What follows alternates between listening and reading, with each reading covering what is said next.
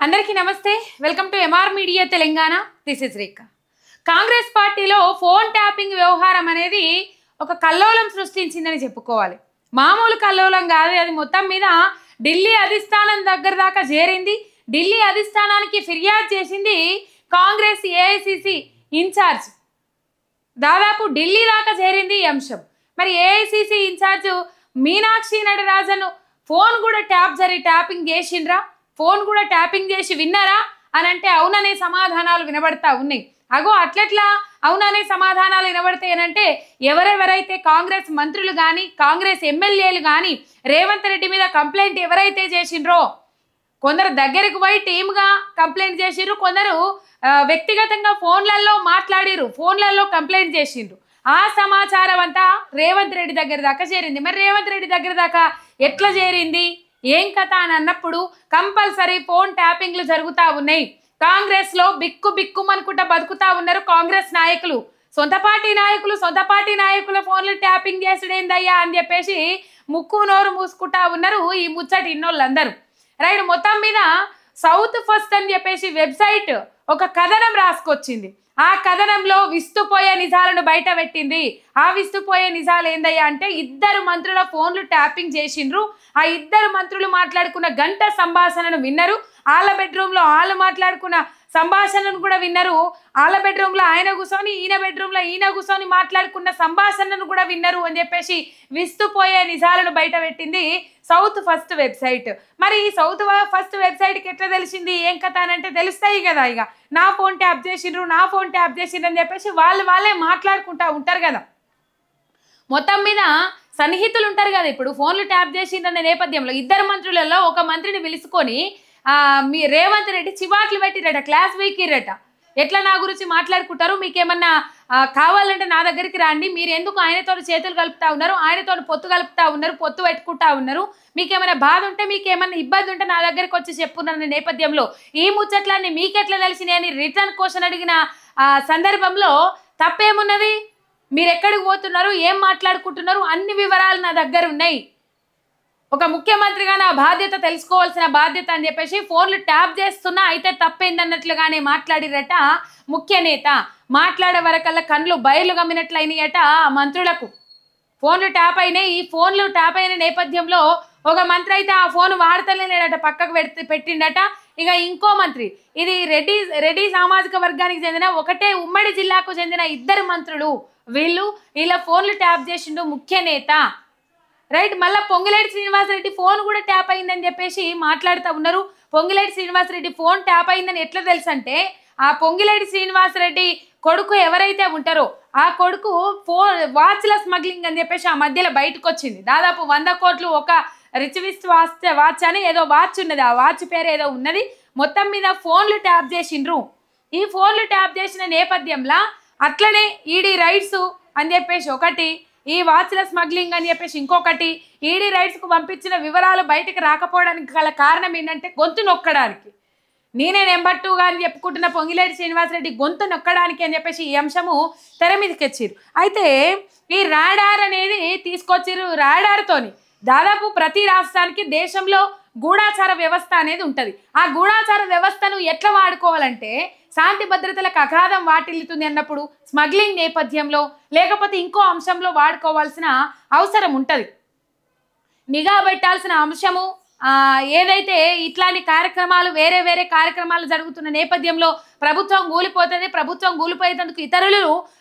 కుట్ర చేస్తున్నారనే నేపథ్యంలో ఈ గూఢాచార వ్యవస్థను వాడాల్సిన అవసరం ఉంటుంది రాష్ట్రంలో కానీ దేశంలో కానీ శాంతి భద్రతలను నెలకొల్పేందుకు దాదాపు ఈ స్పైవేర్ అని చెప్పేసి ఈ అత్యాధునికమైన స్పైవేర్ను వాడి మరి ఇజ్రాయెల్ నుంచి కొనుగోలు చేసిండ్రు ఆ స్పైవేర్ అనేది గూఢాచార వ్యవస్థగా పనిచేస్తుంది ఒక నిఘా పెట్టడానికి స్మగ్లింగ్ కానీ లేకపోతే ఇతర అంశాలు ఏవైతే ఉంటాయో రాష్ట్ర భద్రతా నిమిత్తము అగాధం వాటిల్లుతుందనే నేపథ్యంలో ఈ స్పైవేర్ టెక్నాలజీని వాడతారు కాకపోతే రేవంత్ రెడ్డి సార్ మాత్రం వ్యక్తిగత స్వార్థం కోసం వ్యక్తిగత స్వలాభం కోసం ఈ స్పైవేర్ను వాడుతూ ఉన్నారని చెప్పేసి BRS leader RS Praveen Kumar నిన్న బయట పెట్టిరు ఆ ముచ్చట్లన్నీ మాట్లాడిర్రు అయితే దాదాపు అధికారంలోకి వచ్చినప్పటి నుంచి అధికారంలోకి రాకముందు బీఆర్ఎస్ నాయకులు ఫోన్లు ట్యాపింగ్ చేసిండ్రు, కేసీఆర్ ఫోన్ ట్యాపింగ్ చేసిండ్రు, కేటీఆర్ మా ఫోన్లను ట్యాపింగ్ చేసిండ్రు. మొన్నటిదాకా కూడా మాజీ మంత్రి హరీష్ రావు మీద సిద్దిపేట ఒక లీడర్ ఉంటారు, ఆ లీడర్ పోయి కేసు పెడితే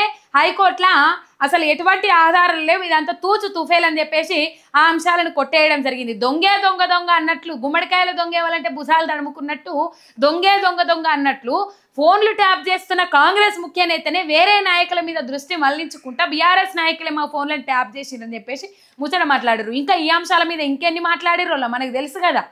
దాదాపు మహేష్ కుమార్ గౌడ్ అయితే సిట్టు విచారణ చేస్తా ఉన్నది, 600 పైచీలకు ఫోన్లు ట్యాప్ అయినాయి, 600 ఫోన్లను ట్యాప్ చేసిండు కేటీఆర్ అని చెప్పేసి లీగల్ నోటీసులు కూడా పంపించడం జరిగింది బీఆర్ఎస్ వర్కింగ్ ప్రెసిడెంట్ కేటీఆర్. తర్వాత కొండా విశ్వేశ్వర్ రెడ్డి అయితే ఈడ ఫోన్లు ట్యాప్ చేసిండ్రు, ఈడ భయానికి నా భార్య నేను గుజరాత్లో పోయి తలదాచుకున్నామని చెప్పేసి ఆయన మాట్లాడిండు. ఎంపీ రఘునందన్ రావు గారు అయితే మొత్తం మీద నన్ను పిలుస్తలేరు, చాలా బాధపడ్డాడు, నన్ను పిలుస్తా నా దగ్గర మస్తు ఆధారాలు ఉన్నాయని చెప్పేసి.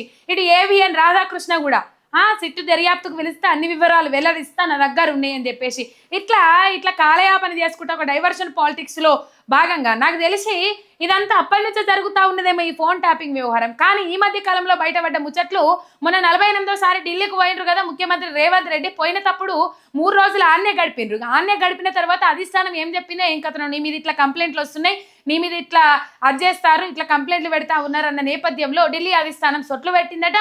సొట్లు పెట్టిన వచ్చిన తర్వాత జూబ్లీహిల్స్ గడి నుంచి బయటకు రాలేదు ముఖ్యమంత్రి రేవంత్ రెడ్డి. బయటకు రాక ఈ అధిష్టానం ఎప్పుడు పిలుస్తుందో ఏం కథనో తెలియదు, అందుకే నేను అప్రమత్తంగా ఉండాలి కాబట్టి జూబ్లీహిల్స్ గడిని విడుస్తలేను అని చెప్పేసి ముచ్చట కూడా మాట్లాడు జరిగింది. అయితే తర్వాత ఏమంటారు, దాదాపు గాంధీ భవన్ వర్గాలు గుసగుస పెట్టుకుంటున్న దాని ప్రకారము, లేకపోతే విశ్వసనీయ సమాచారం ప్రకారం ఏదైతే గూఢాచార వ్యవస్థ ఉంటుందో రాష్ట్రంలో, ఏదైతే నిఘా పెడతారో స్మగ్లింగ్ లేకపోతే ఇంకా కొన్ని అంశాల మీద నిఘా పెడతారో 6గురితో ఒక సిస్టమ్ ఏర్పాటు చేసుకొని ఆ 6 ఆఫీసర్స్ తోని ముఖ్య నాయకుల ఫోన్లను ట్యాపింగ్ చేపిస్తా ఉన్నారట. ముఖ్య నేత అనే ముచ్చట వినబడతా ఉన్నది. దాదాపు 6 మంత్రులు 25 మంది ఎమ్మెల్యేల ఫోన్లను ట్యాప్ చేస్తా ఉన్నారట. ఇప్పుడు పాపం కాంగ్రెస్ నాయకులు బిక్కుమనుకుంటూ బతుకుతా ఉన్నారట. ఏ 2 ఫోన్లు మాట్లాడుకున్నా ఇక జాగ్రత్త బిడ్డ ఆగమైతుంది, మన ఫోన్ కూడా ట్యాపింగ్ లో ఉండొచ్చు, ట్యాప్ చేస్తుండొచ్చు అని చెప్పేసి ముచ్చట్లు తెర మీదకి వచ్చినాయి. ఇక ఎవరు ఫోన్ మాట్లాడుకోవాలనుకున్నా చాలా బాధపడతారట, భయపడతారట, గజగజ వణుక్కుంటా బిక్కుమనుకుంటా బతకాల్సిన పరిస్థితి ఏర్పడ్డదట కాంగ్రెస్ లో. రైట్, ఇక వీళ్ళందరూ మాట్లాడిరు కదా, మాట్లాడిన తర్వాత ఇంకో ఒక్క ముచ్చట మీకు చెప్పాలి. ఆ ముచ్చట ఏంటంటే చుట్టుపక్కల ఉన్న గన్మెన్స్ ను వాడుకొని మరి ఈ 6 సిస్టమ్ కాకుండా, ఈ 6 గూఢాచార వ్యవస్థలో పనిచేస్తున్న 6 కాకుండా ఇంకా ఆ చుట్టుపక్కల ఉంటారు కదా ఎమ్మెల్యేల చుట్టూ కానీ మంత్రుల చుట్టూ కానీ గన్మెన్స్ ఉంటారు కదా, ఆ గన్మెన్స్ ను వాడుకొని ఈజీగా ఎక్కడికి పోతారు ఏం కదా, ఒకవేళ ఆయనకు నచ్చని ప్లేసు లేకపోతే ఏదన్నా ప్లేస్కు పోయినప్పుడు వీళ్ళ ఫోన్లు వినాలన్న నేపథ్యంలో ఫోన్లు ట్యాప్ చేస్తూ ఉన్నారట. మొత్తం మీద ఇది అత్యాధునిక స్పైవేర్ అని చెప్పేసి ఈ స్పైవేర్లతో నిఘా పెట్టిండ్రట. ఇది ఇజ్రాయెల్ నుంచి తీసుకున్నది. దాదాపు గూఢాచార వ్యవస్థలో దీన్ని ఎక్కువగా వాడతారు. కానీ రేవంత్ రెడ్డి సార్ మాత్రం వ్యక్తిగత స్వలాభాల కోసం, ఆయన కుర్చీని కాపాడుకోవడం కోసం వాడుతున్నాడు కాబట్టి మొత్తం మీద రేవంత్ రెడ్డి జైలుకు పోక తప్పదు అని చెప్పేసి ఆర్ఎస్ ప్రవీణ్ కుమార్ కూడా మాట్లాడినారు. హరీష్ రావు కూడా, మాజీ మంత్రి హరీష్ రావు కూడా నిన్నగాక మొన్న కొన్ని అంశాలు చెప్పుడు జరిగింది. ఢిల్లీలో ఒక విలేకరుతో మాట్లాడిరట రేవంత్ రెడ్డి. ఏం మాట్లాడిరట అంటే, నువ్వు హరీష్ రావుతో మాట్లాడుతున్నావు కదా అని చెప్పిండ్రట. అంటే హరీష్ రావుతో మాట్లాడుతున్న ముచ్చట ఎట్లా తెలిసింది అంటే, హరీష్ రావు ఫోన్ కూడా ట్యాప్ చేస్తూ ఉన్నారనే అంశాలు అయితే ప్రతిపక్ష నాయకుల ఫోన్లు ట్యాప్ చేస్తానరా లేకపోతే నిజంగా కాంగ్రెస్ పార్టీ నాయకుల ఫోన్లు ట్యాప్ చేస్తానరా తెలియదు.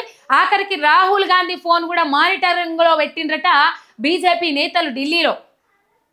దాదాపు ఒక 3 కోట్ల మంది ఈ ఇజ్రాయెల్ నుంచి కొన్న ఈ సాఫ్ట్వేర్ వల్ల 3 కోట్ల మంది, దేశంలో 3 కోట్ల మంది ప్రజల ఫోన్లను ట్యాప్ చేసిండ్రు. వాళ్ళ నాడి పట్టుకోవడం కోసం నరేంద్ర మోడీ అన్న అంశాలు కూడా తెర మీదకి వచ్చినాయి. మొత్తం మీద అక్కడ ఢిల్లీలో రాహుల్ గాంధీ ఫోన్ ట్యాప్ అవుతా ఉన్నాయి, ఇక్కడ కాంగ్రెస్ నాయకుల ఫోన్లు ట్యాప్ చేస్తా ఉన్నాడు రేవంత్ రెడ్డి.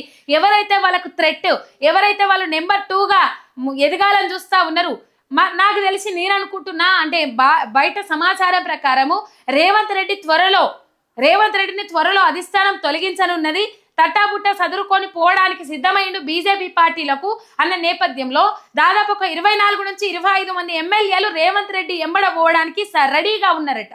ఆ సంఖ్య 19కి పడిపోయిందని అన్నారు. మరి గిట్లా అని వీళ్ళు నిజంగానే నిజాయితీగానే నా ఎంబడ వస్తామని అనుకుంటుర్రా, లేకపోతే నిజంగా రారని అనుకుంటుర్రా తెలియదు అని చెప్పేసి వాళ్ళ నాడి పసిగట్టడానికి, వాళ్ళ గుట్టు రట్టు చేయడానికి, వాళ్ళ మనసులో ఏముందో తెలుసుకోవడానికి వాళ్ళ ఫోన్లను ట్యాప్ చేసిండ్రేమో రేవంత్ రెడ్డి అన్న అనుమానాలు వస్తూ ఉన్నాయి. మొత్తం మీద యాపిల్ ఫోన్లు ఏవైతే ఈ మధ్య కాలంలో శాసన మండలి ఒక ఎమ్మెల్సీ, సీనియర్ ఎమ్మెల్సీ ఫోన్ కూడా ట్యాప్ అవుతుంది, మీ ఫోన్ ట్యాప్ చేయడానికి ఎవరో గట్టిగా ప్రయత్నిస్తూ ఉన్నారని చెప్పేసి యాపిల్ ఫోన్ల నుంచి అలర్ట్ వచ్చిందట. ఈ యాపిల్ ఫోన్కి ఎట్లా వచ్చింది అని చెప్పేసి అంటే ఈ ఎమ్మెల్సీ, సీనియర్ కాంగ్రెస్ ఎమ్మెల్సీ ఎవరైతే ఉన్నారో వాళ్ళ కూతురు అమెరికా నుంచి ఫోన్ కొనుగోలు చేసిందట. అత్యాధునిక సౌకర్యాలు కలిగిన, ఎటువంటి హ్యాకింగ్లు కానీ ఎటువంటి ట్యాపింగ్లు కానీ జరగకుండా ఉండే యాపిల్ ఫోన్ కొనుగోలు చేసి పంపించిందట ఈ సీనియర్ ఎమ్మెల్సీకి.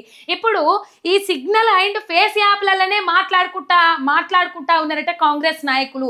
భయంతో బతుకుతున్న కాంగ్రెస్ నాయకులు ఈ సిగ్నల్ అండ్ యాప్లు ఉంటాయి కదా, సిగ్నల్ అండ్ ఈ ఫేస్ యాప్ అని చెప్పేసి ఫేస్ టైమ్ యాప్ల ఈ గిన్నెలనే మాట్లాడుకుంటురట, స్వతహాగా వ్యక్తిగతంగా మాట్లాడుకుంటలేరట. ఘోరమైన పరిస్థితి, ఒక భయభ్రాంతులకు గురై ఉన్నారు, భయభ్రాంతులలో బతుకుతా ఉన్నారు కాంగ్రెస్ నేతలు అనేది ఇక్కడ ఒక అంశం క్లియర్ కట్గా అర్థమైతా ఉన్నది. ఆఖరికి మీనాక్షి నటరాజన్ ఫోన్ కూడా ట్యాప్ చేసిండ్రు. ఆ మీనాక్షి నటరాజనే పోయి అక్కడ ఢిల్లీలో కంప్లైంట్ చేసిందనే అంశాలు కూడా తెర మీదకి వస్తూ ఉన్నాయి.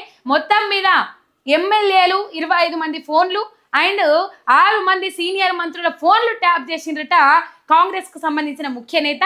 ఒక్క సబ్స్క్రైబ్ చేసుకొని సపోర్ట్ చేయరు. మరి ఇదంతా ఊహాగానమా లేకపోతే నిజమా అనేది రేపు తెలుస్తుంది. నిప్పులేందే పొగరాదంటారు. మొత్తం మీద దొంగ అన్నట్లు ఫోన్ ట్యాపింగ్లు చేసిండ్రు బీఆర్ఎస్ నాయకులు అని చెప్పుకుంటున్న ముఖ్య నేత, కాంగ్రెస్ ముఖ్య నేత, కాంగ్రెస్ నాయకులు ఇలా వాళ్ళ ఫోన్లు వాళ్ళే ట్యాప్ చేసుకోవాల్సిన పరిస్థితి ఏర్పడ్డది. ఒక అభద్రతా భావం, ఒక ఇన్సెక్యూరిటీ ఫీలింగ్, ఒక ఫ్రస్ట్రేషన్లో ఉన్నారు ముఖ్య నేత అనేది ఇక్కడ క్లియర్ కట్గా తెలుస్తా ఉన్నది. రైట్, లైవ్ అప్డేట్స్ కోసం చూస్తూనే ఉండండి ఎంఆర్ మీడియా తెలంగాణ.